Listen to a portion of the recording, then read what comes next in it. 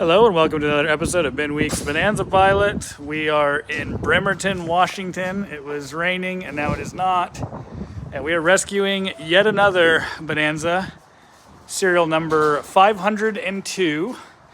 And this one has, it's been struggling here in Washington. So we're very close to the ocean here. There's clearly corrosion in the air.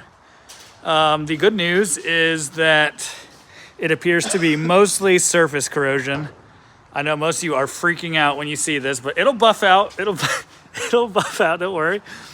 Stanley right now is actually working, and I'm talking and recording videos to get out of work. Yeah, surprise, surprise, he says. So the ailerons are not that bad. Look at that, paint is beautiful. The flaps, I don't know what they were doing when they painted these flaps, but look at that. So I do believe it'll clean off, but that is all filiform corrosion that is forming between the magnesium and the paint. The panel, I'm going to save that for the next video for part 2 or whatever. We're going to keep walking around. Surface corrosion, as you would expect. You won't be able to see very well in here. Let's see if I can get Stanley's light.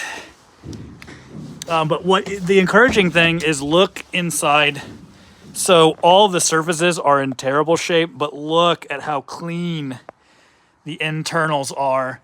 That is great news. This thing, it can be saved. As long as when we open up those wings, we don't just find disastrous corrosion damage. There is no reason she won't fly again, because you know, if anybody can get it airworthy, we can. Airworthy in the loosest of terms. Yeah, just some surface corrosion.